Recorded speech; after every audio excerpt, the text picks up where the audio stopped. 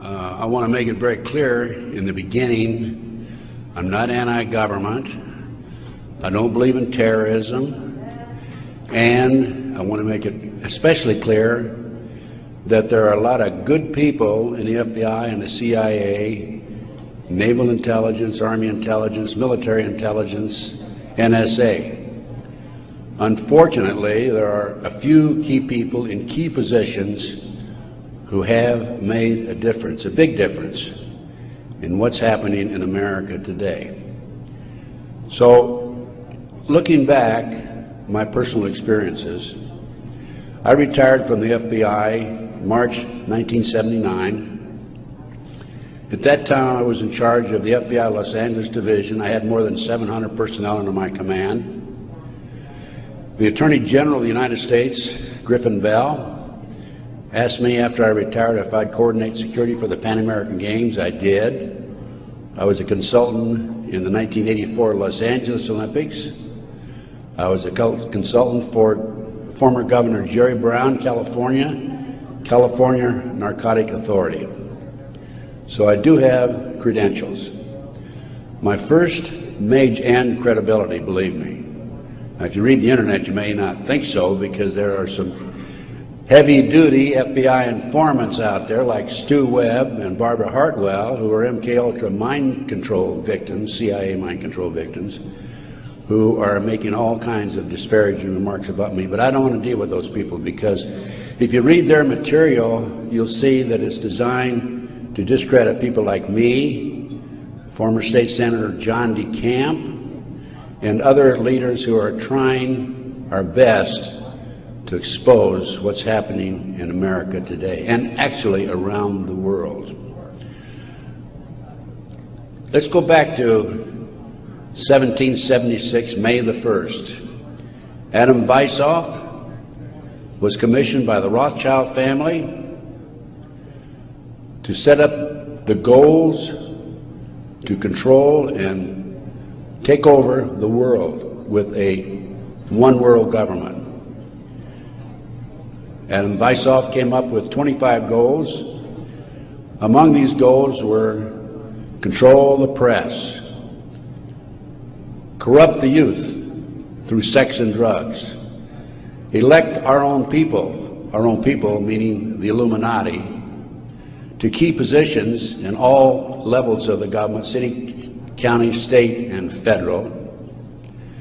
And it goes on. The final goal was to take over the world, the one world government. Information is very well documented by William Guy Carr in his magazine, his book, Pawns in the Game. When I retired, I had no idea what was going on. I had no idea about the Illuminati. I had no idea about Adam Weishaupt. However, my first major investigation when I returned from Puerto Rico was a Dr. Jeffrey R. McDonald case. He's a former Green Beret doctor who was convicted of murdering his wife and 2 children at Fort Bragg, February 17, 1970.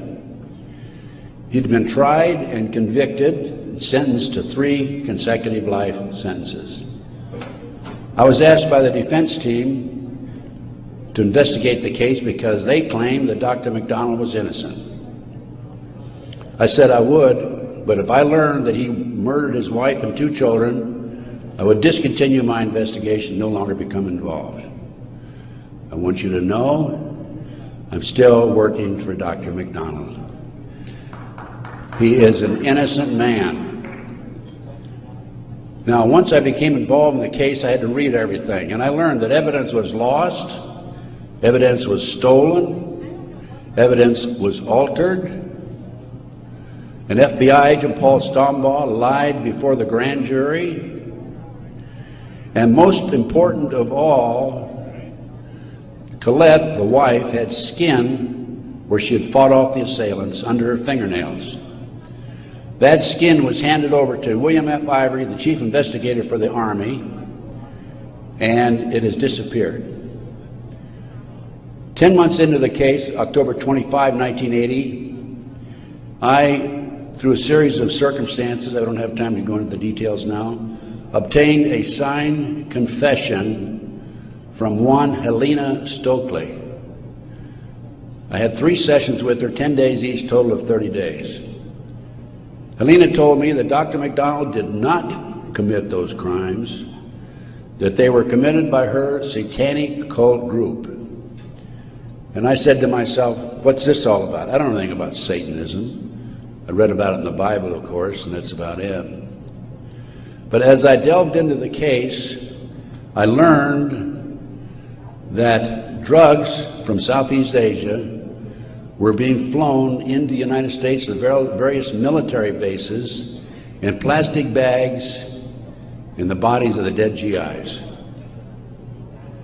I further learned from Helena that her satanic cult group was involved in distributing these drugs up and down the East Coast. They were mad at Dr. McDonald because he was abusive to the cult members and the GIs who went to the civilian hospital where he was moonlighting for relief of some sort. So they went in and attacked him that night. There were a total of 7 involved in the crime. She named them all for me. Right now, today, I know where some of them are located.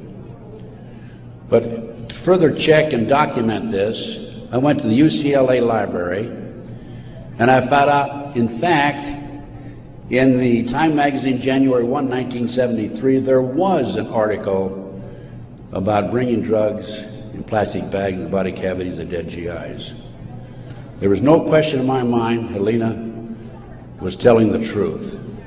I gave her a polygraph test, and she passed. I had her examined by a psychiatrist, and she passed.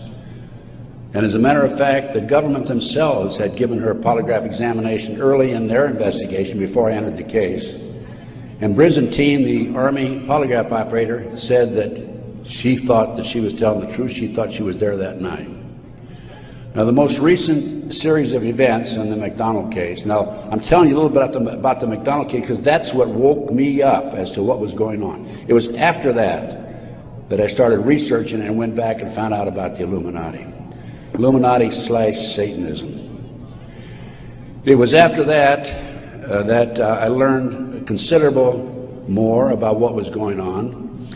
And the most recent information, Dr. McDonald, who's been in the penitentiary for some 25 or 26 years now, appeared before a parole board just 2 days ago, his first that he's ever appeared before a parole board. And the reason he had never appeared before is because, in his opinion, had he appeared before, it would be an admission of guilt.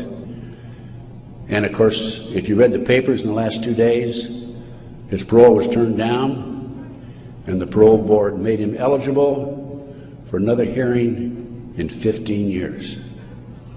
This poor man not only lost his wife and 2 children, he has served 25 years in the penitentiary and another 15 years to go. He's 61 years old. I am still working the case. What are the latest developments on the case? In 1997, the judge, federal judge, agreed to do DNA tests. And they chose 15 individual pieces of evidence to be examined. However, the judge said that when you open the evidence envelopes, only the prosecutor can be present. Well, they opened the evidence envelopes. The prosecutor did. How many do you think were empty? 5. 5 evidence envelopes were empty. The skin under Colette's fingernails would have established Dr. McDonald's innocence alone. Now we have DNA authorized in 1997. Here we are in 2005. They still have not completed the DNA test. From the McDonald case, the next case I worked of a major consequence was the McMartin preschool case in Manhattan Beach, California. The children there claimed there were tunnels under the school. They were taken into the tunnels and through the tunnels up into the trap door of a bathroom in a triplex next door, placed in automobiles, and prostituted in the community. These are 2-, 3-, and 4-year-old children before they entered kindergarten. In addition, the children claimed that they were flown into the mountains where they were involved with adults in robes, black robes, chanting, candles. They talked about the brown babies who were cut up, actually sacrificed. And in checking into this and researching this, of course, this was obviously a satanic ceremony. The McMartin family, who owned the preschool, they were tried of Ray Bucky and his grandmother. The grandmother was acquitted, hung jury on Ray Bucky. The second trial, another hung jury. I had an opportunity in 1990 to gain control of the school. Now, the school had been given to Danny Davis, the defense attorney, and he had sold it, even though he made $15 million on the case, by the way. He had sold it to a contractor who was going to tear it down. When I learned this, I contacted the contractor. I said, I want to be given an opportunity to go on that school and look for the tunnels. The authorities had looked for them in 1987. They said they could find no tunnels. Along with some of the parents, we hired Dr. Gary Stickle, UCLA archaeologist. He hired his crew and brought them in. And in 34 days, Dr. Stickle said there had been tunnels under that school. They were covered up, and they were covered in. An informant of mine told me that there was an abandoned satanic site in Crestline, California, up in the mountains. I went up into the mountains and obtained photographs, of the site. From there, I became involved in another case, very frightening case, because I established, with the help of people like John DeCamp, former state senator in Nebraska, that we have in this country today a covert military criminal enterprise, government enterprise, primarily by U.S. military intelligence, that is operating full throttle, and everybody refuses to investigate it. In the Nebraska case, it's called the Franklin Cover-Up. This is the book here that John DeCamp wrote, by the way. It's all documented in there. And in that particular instance, they were taking children out of foster homes, orphanages, Boys Town, driving them from Omaha, Nebraska to Sioux City, Iowa, 184 miles away, placing them in private jets and flying them to Washington, D.C. for sex orgies with prominent people, including congressmen, senators, and certain people in the White House. It's well documented. I have personally talked to Paul Benassi. I had a 5-hour interview with him. It's a tape that's available. I don't have it with me here, but you can order it. I have a 5-hour interview with Paul that he gave me in 1993. Paul told me how he was used. He was part of the kidnapping crew and was used as a decoy when he was 10, 11, 12 years old in parks, shopping malls, to attract the children over near where the adults were in a car waiting for them. They throw them in the back seat, chloroform them, and make off with them. Paul also told me that these children, many of them become sex slaves. Many of them are used as toys. The boys, they call the boys toys. I don't know what they call the girls. But these degenerate, sick people, the men are more interested in the little boys than they are the girls for some reason. But it's all well documented. Paul drew the inside living quarters of the White House. Now, this information broke in about 1987. That's about right after I entered, just before I entered the case. I replaced a fellow named Gary Caradori, who was the investigator for a Nebraska Senate committee. Gary met the official photographer of the group, who had split from the group, defected, and agreed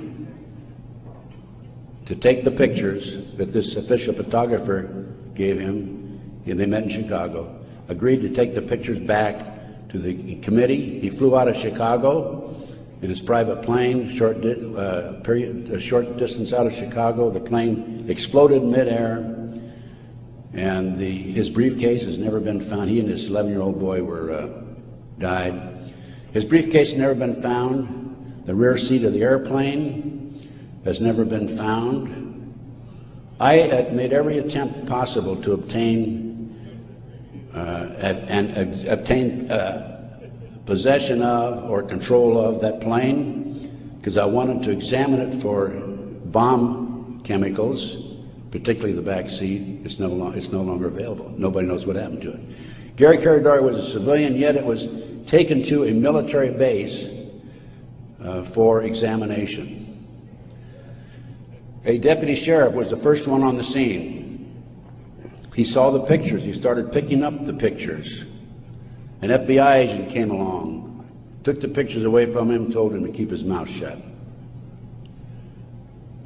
He started talking to a few people. A year later, his wife was murdered. He's no longer talking. This international child kidnapping ring, I later learned, was out of Washington, D.C. It was very active, and the organization is known as the Finders. And I have a report on the Finders back there. Everything I'm telling you is documented, by the way. The Finders has been established and operating throughout the 1960s up to the present time. It was exposed in 1987. They moved their operation to Wichita, Kansas, and they're operating right today in Wichita, Kansas. I have taken my report to the FBI a half a dozen times, demanded an investigation, and I have yet to be interviewed. So we have the Finders, we have the Franklin cover-up, which documents what I'm telling you. We have the pawns in the game. Pawns in the game is the Illuminati. This is the Illuminati/satanic movement in this country today. And the last thing I'm going to mention in the way of a book is why Johnny can't come home.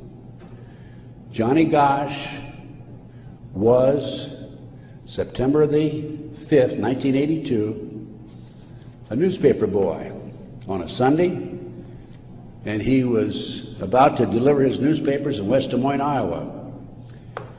He never delivered any newspapers. He disappeared. The mother, Noreen Gosch, was dumbfounded, didn't know what happened, demanded an investigation of the FBI and by the West Des Moines Police Department. The chief of police in West Des Moines said to her, even though he's disappeared, we do not have any witnesses who saw him being grabbed and placed in a car or being taken control of. So we're not going to investigate it. The FBI used the same premise. They refused to investigate it. Now, I've been involved in kidnappings in the FBI, and I can tell you that it's automatic within 24 hours, at the end of 24 hours, that we had to go in my day, this was back in the 50s, 60s, and 70s, we had to go in and start investigating the case after they've disappeared for 24 hours. Today, as I stand here and you sit there, the children are disappearing in this country at the rate of 83 per hour. That's over 700,000 children a year. Now, I can go back to July 1982. The Reader's Digest claimed there were 100,000 children disappearing every year. There's another statistic that I find very interesting, and that is that it is estimated 2,500 children are kidnapped and murdered in this country every year. That's an unbelievable figure. Yet, the FBI refuses to investigate it. Now, after the Nebraska case, and part of the Nebraska case, most recently, we have a young man named Jeff Gannon, who has appeared in the White House using a fraudulent press pass. This has happened within the last month. Certain people in the White House were questioning him and were suspicious of him because when he would engage in a press conference with the president, President Bush, he was asking what they called soft questions. Soft questions meaning the president would have an answer for them, he'd look good. Somebody started checking into his background. They learned that he was actually an individual named Jim Guckert. This is all on the internet, by the way. And Guckert had a homosexual website. So Jeff Gannon is an alias of Jim Guckert. Now his picture appeared in the internet, and he is believed to be Johnny Gosch, who was kidnapped September the 5, 1982. The mother, Noreen Gosch, who wrote this book, Why Johnny Can't Come Home, I have a 2-hour interview with her on video, available again if you want to check my order blank. She did not sit still for this. Can you imagine if the 83 mothers of children who disappear every hour would do what Noreen Gosch has done? We wouldn't have this problem today. She went to the FBI, demanded an investigation. They refused to investigate. The police refused to investigate because the case tied into the Franklin cover-up. Some of our top politicians in the country, leading businessmen, Harold Anderson is identified by the children, past publisher of the Omaha World Herald. The head of the Nebraska Forestry Service was identified by these children. There 80 children came forward in this Nebraska case. And it goes, as I said, right up to the White House. In 1987, according to Paul Benassi, he was furnishing toys, or little boys, young boys, to the sick people, certain sick individuals, in the White House itself. I have the names of some of these people. No need to mention it here. Some of them are mentioned in the Franklin cover-up. But it does appear that Jeff Gannon is, in fact, Johnny Gosch. Noreen Gosch, the mother, has looked at the pictures.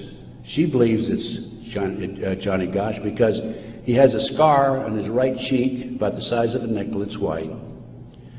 Gannon has a scar there also. Little Johnny Gosch had a birthmark on his left chest about 8 inches long.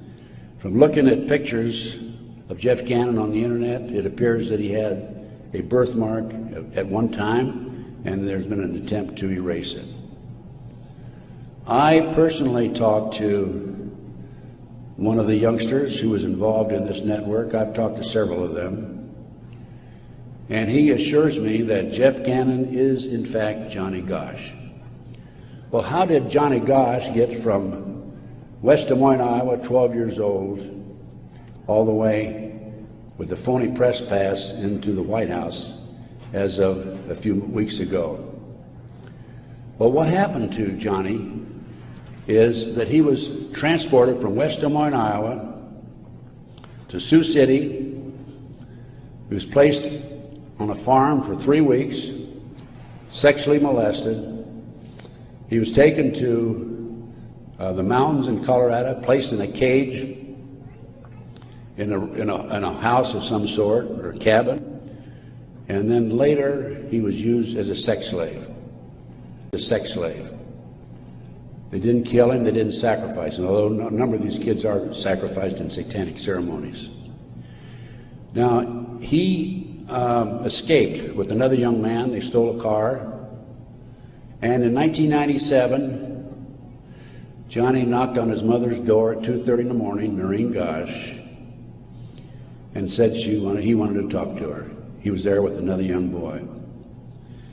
He came in, he told Noreen, he says, "Mother, I was kidnapped. I've been placed in a covert military CIA-controlled, mind-controlled project and used as a sex slave." He said, "I can't come forward at this time because they will kill me." And then he left. Noreen says that's the last time she talked to him, 1997.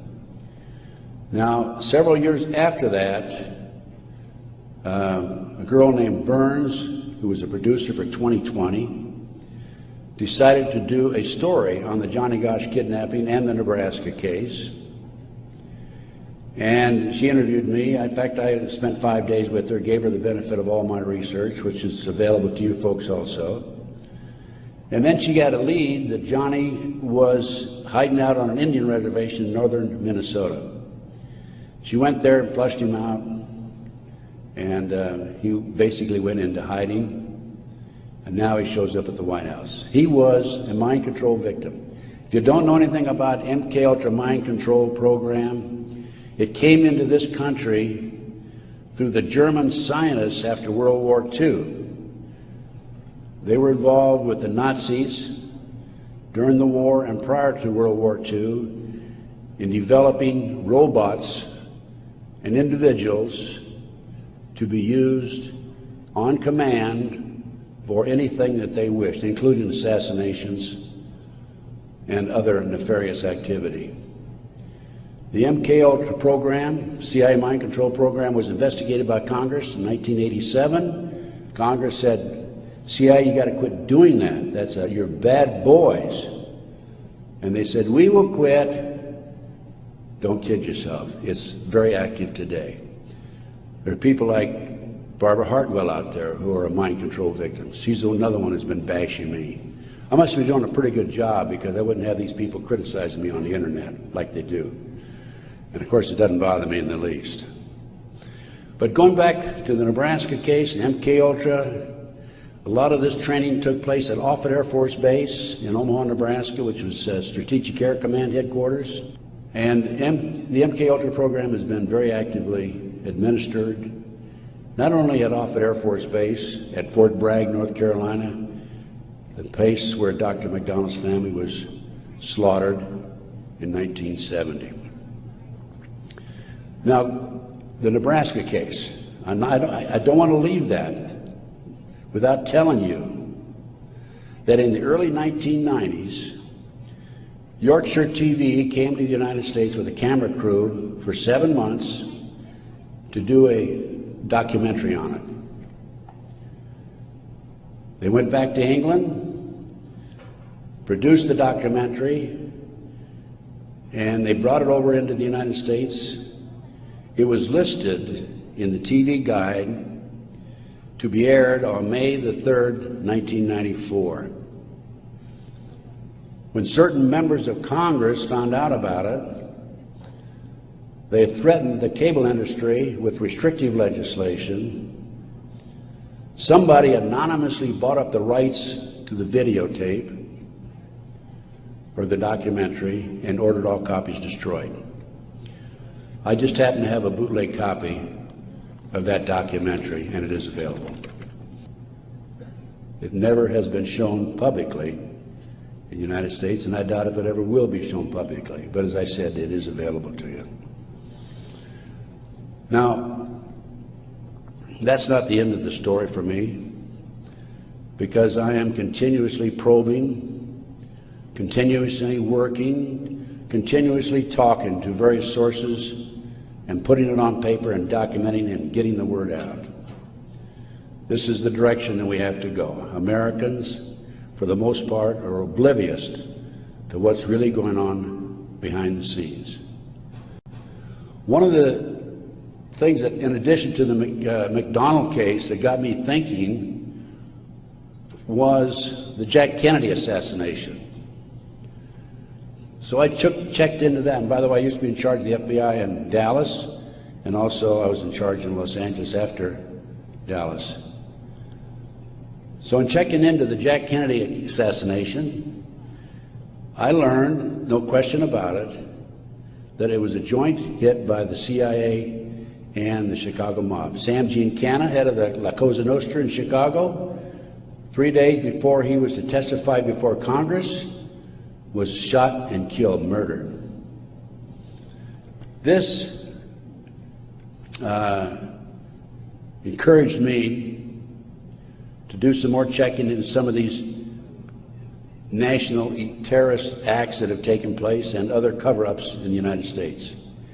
I interviewed the naval intelligence officer who on December 4th, 1941, received information that the Japanese were going to bomb Pearl Harbor. We had broken the secret code of the Japanese. He told me personally, on December the 4th, he gave it to his superiors. They passed it up the line. After Pearl Harbor, he was subpoenaed to testify before Congress. His boss called him in and said, "Don't worry about it, don't respond to the subpoena. Someday you'll know why." He never did testify before Congress. And he recently passed on, by the way. So we have not only a cover-up in these other areas, but looking at the national picture, Pearl Harbor. And look at Waco. The military was involved in destroying and shooting and killing, and also the FBI, women and children in Waco. They used tanks, military tanks, in violation of posse comitatus, which is a law that says the military cannot be used to enforce a civilian population. They got away with it. There's an interesting story. I did some research on Waco. As I've told you, I've done a lot of research. And in many instances, I've not only been there, I've done that, and I've been on the scene. I've spent most of my retirement money investigating these matters, including Oklahoma City, and I'll go into that in just a minute, 911 and so forth. But in Waco, there were 4 BATF agents who were shot and killed. Some of the Branch Davidians were tried, sentenced for these, quote, murders, and are serving prison terms today, probably for life. In researching the 4 BATF agents who were shot, I learned every one of them was shot in the head. Now, for those of you who have been in the military, that's a sniper shot. No question about it. One of them, the bullet, the trajectory of the bullet was from above, down through his lip, and into his body. Probably from a helicopter. It's interesting to note that these 4 men, BATF agents, at one time were all bodyguards for former President Bill Clinton. That was Waco. Ruby Ridge. Randy Weaver was set up by a BATF, Bureau of Alcohol, Tobacco, and Firearms informant. He bought a shotgun that was about a 1/4 of an inch too short by law. They arrested him and served him with a warrant. He refused to appear before the courts, and they sent an army after him. Horiuchi, the FBI sharpshooter, shot and killed his wife while she was standing in the doorway. He used to brag about it, what a great shot he was. Another instance where they tried to railroad a good, loyal American who fell in a trap. And then we have the 1993, continuing with the great conspiracy. I call this a great conspiracy, and that's what it is. car bombing of the World Trade Center. I have a copy of the New York Times, October 28, 1993, and in the article, this was reporting from the trial that took place, an FBI informant named Salam, who was in among the terrorists, testified that he was commissioned by the terrorists to put the bomb together, the car bomb together, to bomb the World Trade Center in February 1993. And fortunately for him, when he met with the terrorists, he wore a body mic, so he could record every word that was said. Unknown to the FBI, when he met with the FBI, he also wore a body mic. That was probably what kept him from being set up and framed and sent to prison. This is actually in this newspaper article. He went to his FBI superiors, says, I've been commissioned to put the bomb together. We're going to use a dummy bomb, aren't we? And he was told by his FBI superiors, no, we're going to use a real bomb. Now, I don't understand why Congress and Senate, investigators, and our leaders in Washington, D.C. are not jumping up and down over that situation. The FBI not only knew in advance of the car bombing, they furnished the ingredients for the bomb. Why doesn't somebody take some action in that area? Why doesn't somebody investigate this international child kidnapping ring being operated by the CIA? Why are these congressmen voting on bills like the Patriot Act, which takes away many of our constitutional rights and civil liberties in the best interests of, quote, protection for our country and protection from the terrorists? Let me tell you something, ladies and gentlemen. There are people in our government, a rogue outfit, whatever, I'm not sure, who are actually behind these terrorist acts. And the reason they're behind the terrorist acts is so they can pass bills like the Patriot Act. And the reason the congressmen and the senators vote for these stupid bills, stupid by our terms and our definition, is because many of them have been set up and framed through sex and drugs. So then we have Oklahoma City, 1995. I personally made 2 trips to Oklahoma City. I investigated Oklahoma City. Because of my report, the defense attorney for Timothy McVeigh sent 2 of his investigators to interview me. I spent 4 hours with them.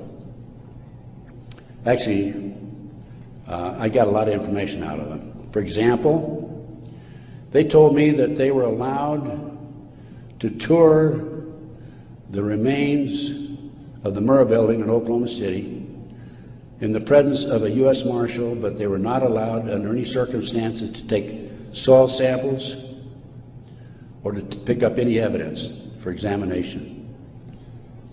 Stephen Jones was their attorney. I heard that they were going to tear down the building. Now, you can trace bombs through what they call the taggets, the chemicals. When I heard this, I called John DeCamp. I said, John, we've got to prevent that building from coming down. And I actually called an outfit in Chicago, the Pat Kennedy Group, who were specialists in examining evidence of this type. And John called McVeigh's attorney, Jones, and because John had a client he was representing who was involved in the case, Jones said, I'll handle the paper, we'll have a hearing, we will prevent that building from coming down. The next thing we heard, the building was coming down. John called Jones, what's going on? And he had no good answer for it. That was evidence. I've been at many a crime scene it is critical that the evidence be preserved. That was a huge cover-up. McVeigh wrote a letter to his sister.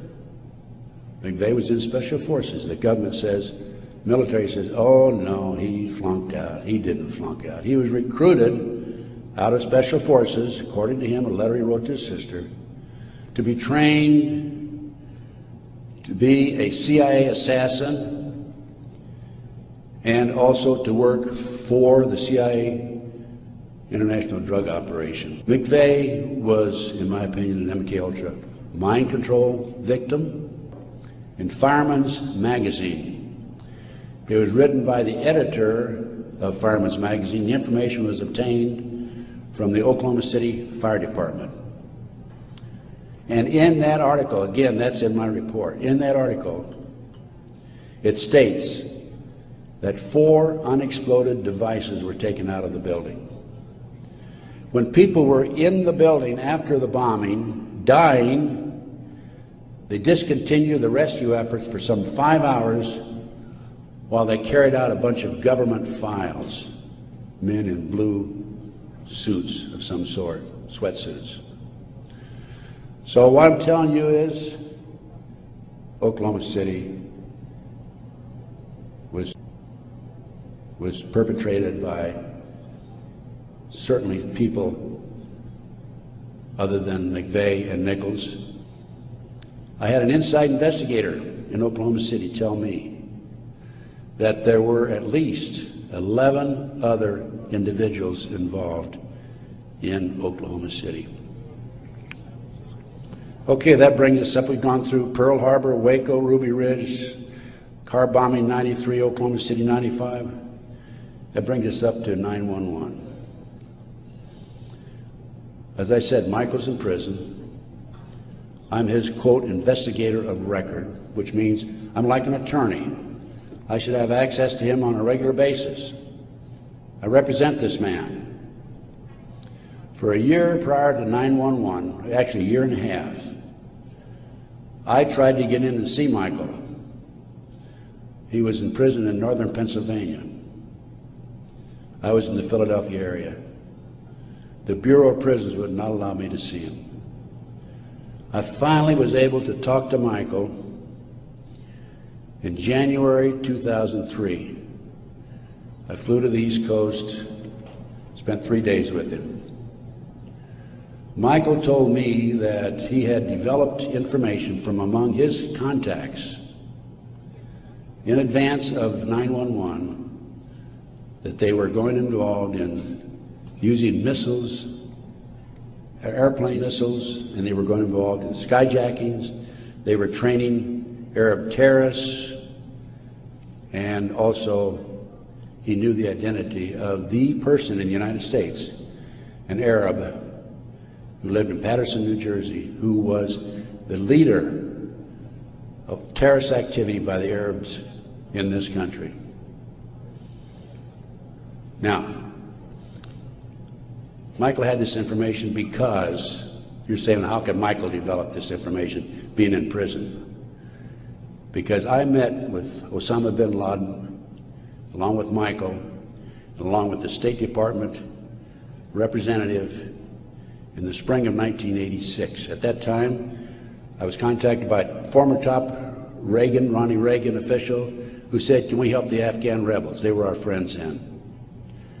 And I called Michael, I said, what do you think? And he said, let's meet. So there was a 4th fellow there. We didn't know at the time it was Osama bin Laden. Has actually used the name Tim Osman, traveling under Turkish passport.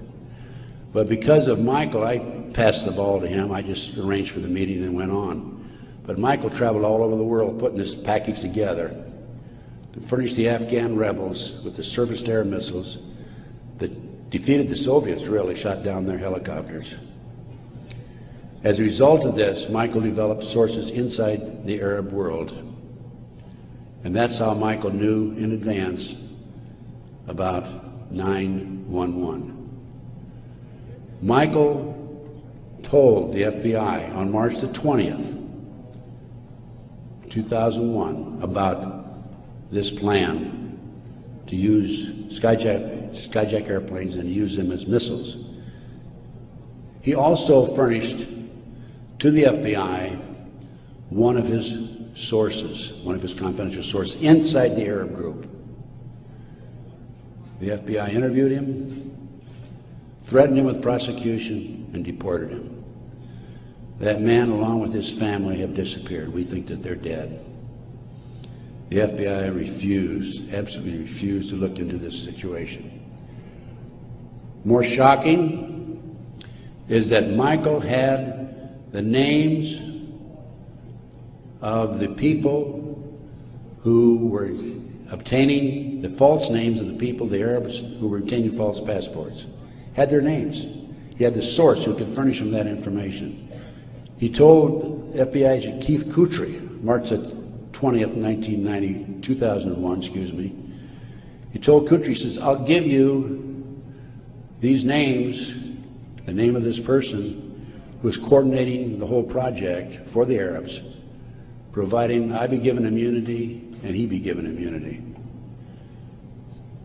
Mr. Kutry, in spite of the fact he was armed with this information 6 months prior to 9/11, came back 2 days after 9/11 on the 13th and saw Michael in prison again. Accused Michael of being anti-government, anti-FBI, being a publicity seeker, and so forth, being disloyal. And so Michael, of course, didn't have much to say after that. Michael's still in prison, as I said.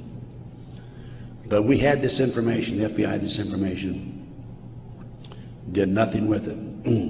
Kutry admitted on September the 13th, admitted that the FBI did nothing with it.